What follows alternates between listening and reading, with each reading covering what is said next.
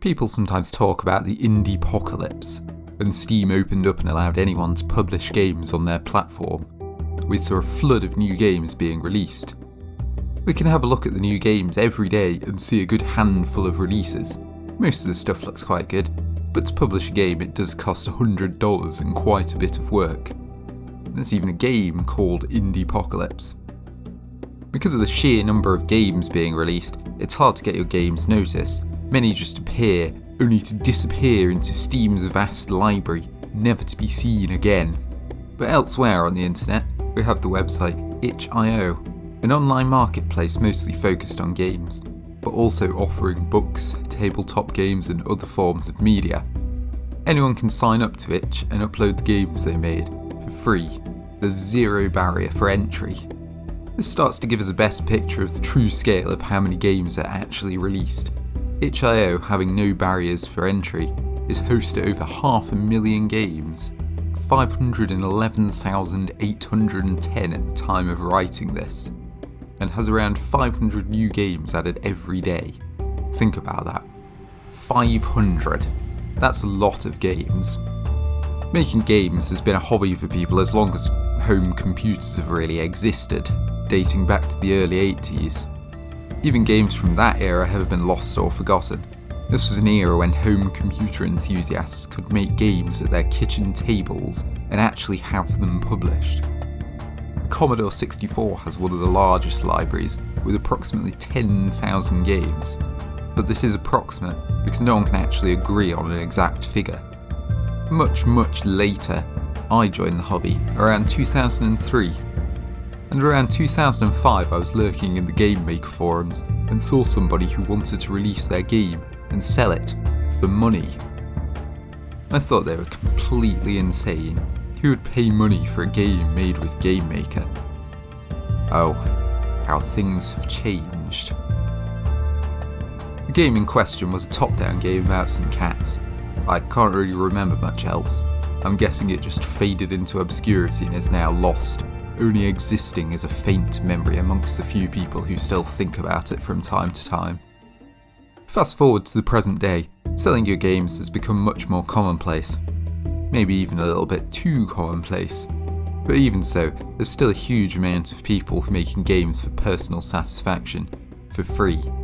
These are the games that nobody plays.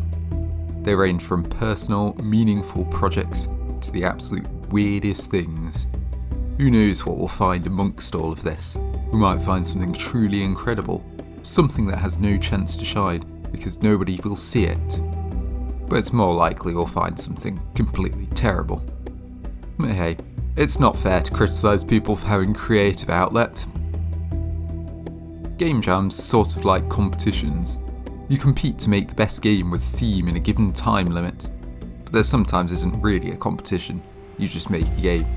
And sometimes there isn't really a theme, you just make a game. The point is, game jams are more there to provide you with some arbitrary goal to motivate you to make a game.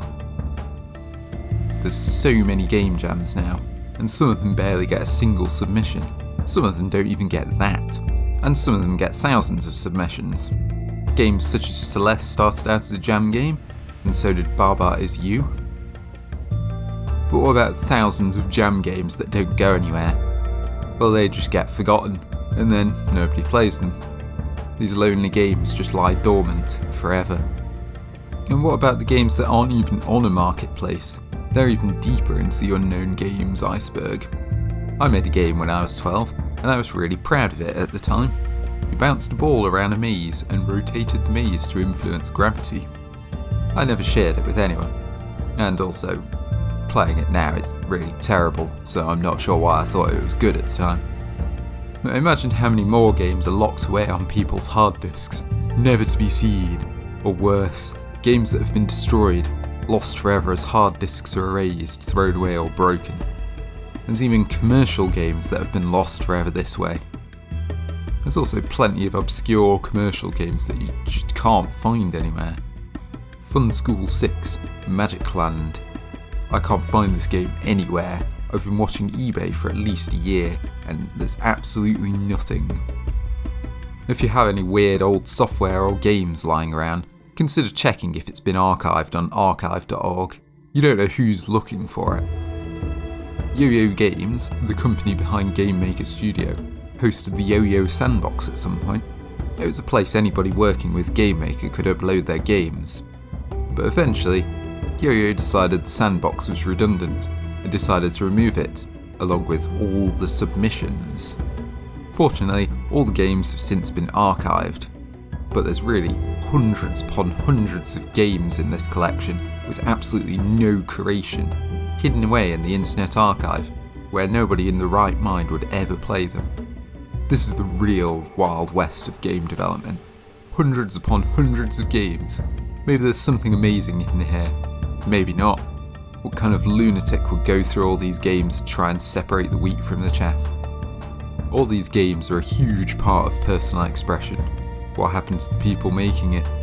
What's their story? Are they still making games? Are they even still alive?